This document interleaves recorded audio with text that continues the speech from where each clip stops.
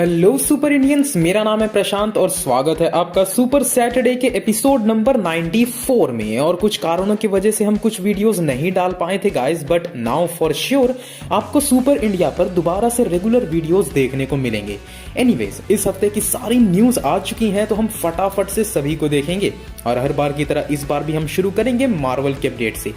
तो शुरू करते हैं सबसे पहली न्यूज से, जो है कि Spiderman freshman year animated series का नाम अब ऑफिशियली चेंज कर दिया गया है और अब इसका नया नाम है योर फ्रेंडली नेबरहुड स्पाइडरमैन। तो ऐसा लगता है गाइस कि इसकी सेकंड सीजन अब नहीं आने वाली। हाँ जी, जिन्हें नहीं पता उन्हें मैं बता दूं कि जब तक इस शो का पुराना नाम था यानी कि स्पाइडरमैन फ्रेशमैन ईयर, उस वक्त ये कहा जा रहा था कि इसकी सेकंड सीजन भी आ सकती है जिसका नाम हो सकता है स्पाइडरमैन सोफोमोर ईयर। बट अब जब इसका नाम चेंज करके फ्रेंडली नेबरहुड स्पाइडरमैन कर दिया गया है तो ऐसा हो सकता है कि दोनों ही सीजन के कंटेंट को मिला के एक ही सीजन बना दिया जाएगा। और हो सकता है कि वो ये भी देखना चाहते हो कि इस सीजन की परफॉर्मेंस कैसी होगी, इसी वजह से वो नॉट सो श्योर हो के इस सीजन का नाम चेंज कर चुके हैं। अगली अपडेट है कि अभी इसी वीक हुई व्हाट इफ सीजन 2 के वर्ल्ड प्रीमियर इवेंट पर यह अनाउंस किया गया कि black panther centric animated series आएगी। हाँ जी, मार्वल स्टूडियोज एनिमेशन की तरफ से एक एनिमेटेड सीरीज आएगी आइज ऑफ वकांडा नाम से, जो कि फीचर करेगी वकांडा के वॉरियर्स को जो कि कुछ खो चुके वाइब्रेनियम आर्टिफैक्ट्स को ढूंढने में लगे होंगे, कॉज वो आर्टिफैक्ट्स गलत हाथों में नहीं जाने चाहिए। तो बाकी सब हीरोज के साथ भी अब वकांडा की भी अपनी एक एनिमेटेड सीरीज होगी जहां पे हम वकांडा के स्टोरी को और एक्सटेंडेड वर्जन में देख सकेंगे ताकि कनेक्टिविटी बनाई जा सके। तो व्हाट इफ सीजन 2 की बात हो ही चुकी है तो इसके अर्ली रिएक्शंस पे भी नजर डाल ही लेते हैं guys. And believe me, what if season 2 फाड़ देने वाला है। इसके वर्ल्ड प्रीमियर इवेंट के बाद स्क्रीन रैंट ने कहा है कि सीजन 2 सीजन 1 से भी ज्यादा स्ट्रॉन्गर है और उससे भी ज्यादा स्मूदर है। नर्ड ऑफ कलर्स ने कहा कि सीजन 2 एक्सट्रीमली एंटरटेनिंग और इंटरेस्टिंग है। वैरायटी ने कहा कि ये बहुत ही ऑसम है और इसकी बैकग्राउंड म्यूजिक तो शानदार है। और बाकी सारे क्रिटिक्स भी पगला से गए हैं। कोई इसे स्पेक्टेक्युलर कह रहा है तो कोई कह रहा है कि पुराने कैरेक्टर्स और नए कैरेक्टर्स सब ने मिलकर शो में जान डाल दी है। तो कोई ये तक कह रहा है कि सीजन 2 एकदम एब्सोल्यूट ब्लास्ट है। और बातें यहां तक आ गई हैं कि इसे एक्सीलेंट और ब्यूटीफुल भी कहा जा रहा है। तो गाइस, इन सब बातों से तो यही लग रहा है कि व्हाट इफ का सीजन 2 बहुत ही ज्यादा बवाल मचाने वाला है। और मचाए भी क्यों नहीं, इसका कंटेंट ही इतना ज्यादा पावरफुल और स्ट्रांग होता है। वैसे व्हाट इफ के सीजन 2 को लेके आप सब कितने एक्साइटेड हैं कमेंट्स में जरूर बताना। अगली अपडेट अब captain America brave new world से है। तो रिपोर्ट आई है डेडलाइन की तरफ से जिसमें यह बताया जा रहा है कि स्टूडियो ने राइटर मैथ्यू ऑल्टन को हायर किया है कुछ नए सीन्स लिखने के लिए। यानी कि guys, brave new world movie reshoots के लिए जाने वाली है और अब जैसे ही इन चेंजेस को लिखकर कंप्लीट कर लिया जाएगा, मूवी की रीशूटिंग अगले साल स्प्रिंग या समर में हो सकती है। तो अब देखना होगा गाइस कि ये रीशूट्स में क्या कुछ ऐड किया जा रहा है या कुछ नए कनेक्शंस बिठाए जाएंगे ताकि करंट फेज को ज्यादा कोहेरेंट बनाया जा सके। बिकॉज वैसे भी एमसीयू में अब कनेक्टिविटी की काफी कमी है, इवन ग्राउंडेड मूवीज भी अब कोहेरेंस खोती जा रही है। तो इन रीशूटिंग के बाद देखना ये होगा कि captain America brave new world किस तरह से आगे के फ्यूचर को लीड करती है या उससे कनेक्ट होती है। और मार्वल की तरफ से आखिरी अपडेट है गाइस कि इको सीरीज आने से पहले कुछ मर्चेंडाइज रिलीज किए गए हैं जिसमें हम किंग पिन के पोस्टर्स देख सकते हैं। ये पोस्टर्स आपके स्क्रीन पर भी हैं।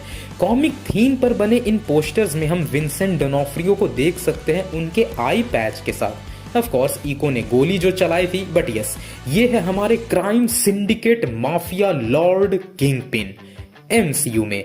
तो अब देखना ये होगा कि एमसीयू में किंग पिन कितना ज्यादा आर रेटेड होने वाला है या कितना ज्यादा वॉयलेंट होने वाला है, वो तो अब हमें इको से ही पता चलेगा। और आप लोगों को याद होगा इस तो ये पूरी की पूरी इको सीरीज को बेच ही रहे हैं किंग पिन और डेयर डेविल के नाम पे। तो भाई, इको कैसी परफॉर्म करेगी वो तो बाद का बात रहेगा, हमें देखना होगा कि किंग पिन कैसा होता है। तो बहुत हुए मार्वल के अपडेट्स, अब चलते हैं सीधा डीसी के अपडेट्स की तरफ। तो सबसे पहली न्यूज तो ये है कि जेम्स गन के भाई शॉन गन भी अब नए डीसीयू में कास्ट हो चुके हैं।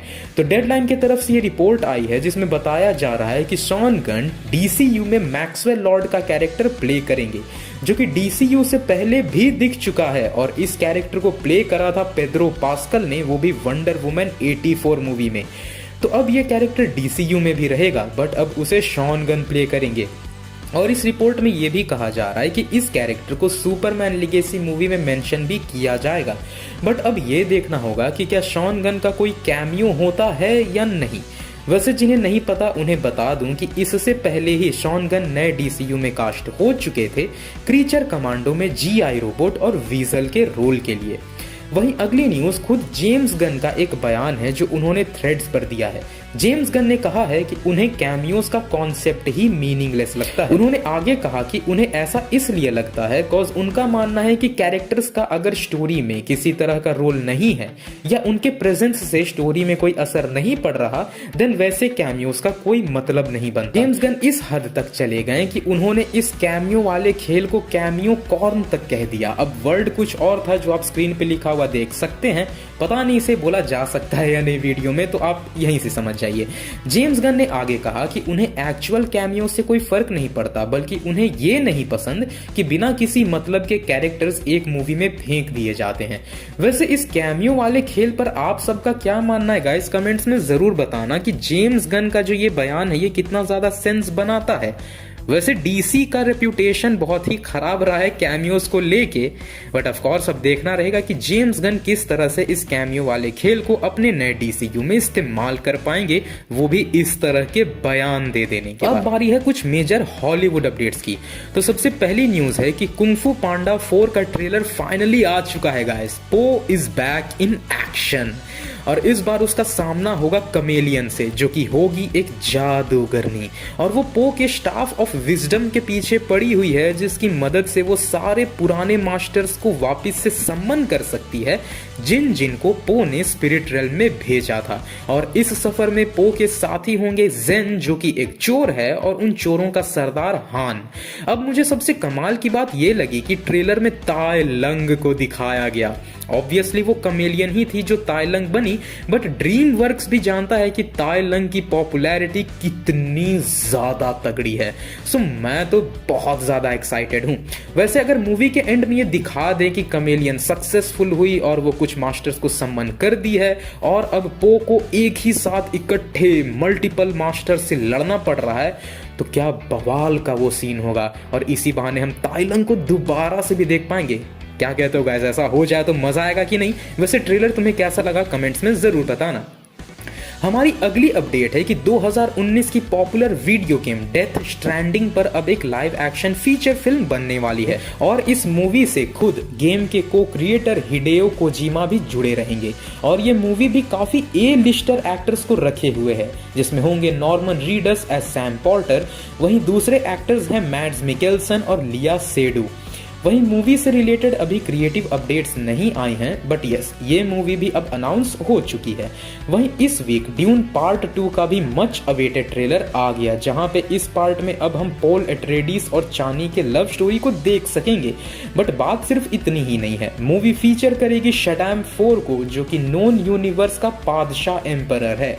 और हमें देखने को मिल रहा है कि किस तरह अराकिस पर दोनों ही ग्रेट हाउसेस जंग में भिड़ चुके हैं। हाउस अट्रेडिस और हाउस हार्कोनेन, साथ ही फ्रेमेन और सरडाउकर फोर्सेस भी सभी इस जंग में कूद चुके हैं। और वहीं हमें दिखते हैं विशालकाय शाय हुलूद।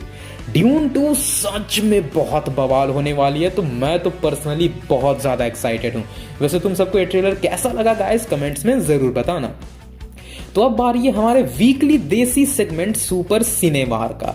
तो सबसे पहले हम शुरू करेंगे बॉक्स ऑफिस कलेक्शन से। तो अभी बॉक्स ऑफिस में जो दो सबसे मेजर मूवीज है, यानी कि एनिमल और सैम बहादुर, हम उन्हें ही देखेंगे। तो 15 दिनों के बाद सैम बहादुर है 54 करोड़ पर और इंडिया में एनिमल के हो चुके हैं 479 करोड़।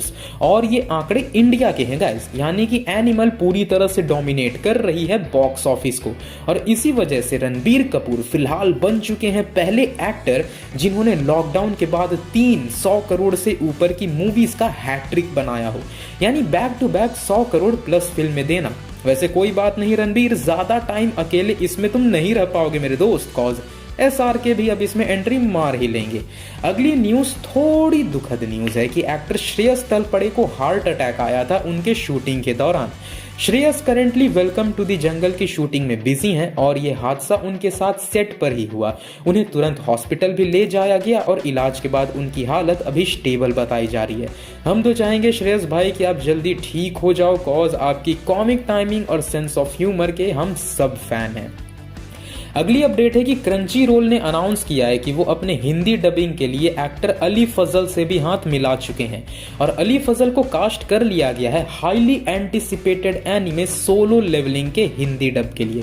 तो जो हिंदी डब्ड एनिमे पसंद करते हैं उनके लिए ये अच्छी बात है। अगली न्यूज है सलार से। तो सलार को लेके उनके डायरेक्टर प्रशांत नील इंटरव्यूज में काफी सारी बातें कर रहे हैं और उन्होंने बताया है कि सलार जो है वो KGF से ज्यादा तगड़े और स्ट्रॉन्ग कैरेक्टर्स रखेगा और यहाँ पे एक्शंस भी बहुत ही ग्रैंड लेवल पे होने वाले हैं।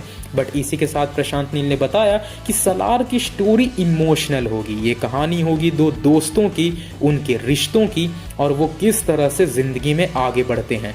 वहीं अपने खानसार के कॉन्सेप्ट को लेके प्रशांत नील ने बताया कि वो दिखाना चाहते थे कि खानसार किस तरह से बहुत ही हिंसक दुनिया है जितना लोगों ने आज तक नहीं देखा। वहीं उनका ये कहना रहा कि ये मूवी जो है वो मोस्टली इमोशनली ड्रिवन होगी, यानी ये मूवी जो है वो इमोशंस पे, फीलिंग्स पे, इन सब पे चलेगी। यानी कि स्टोरी जो है वो हमें काफ़ी स्ट्रॉन्ग मिल सकती है और एक्शंस तो आपको मिलेगा ही भाई। वहीं सलार की बात हुई है तो इससे जुड़ी एक और अपडेट भी देख ही लेते हैं। तो सलार को मिल चुका है A सर्टिफिकेशन।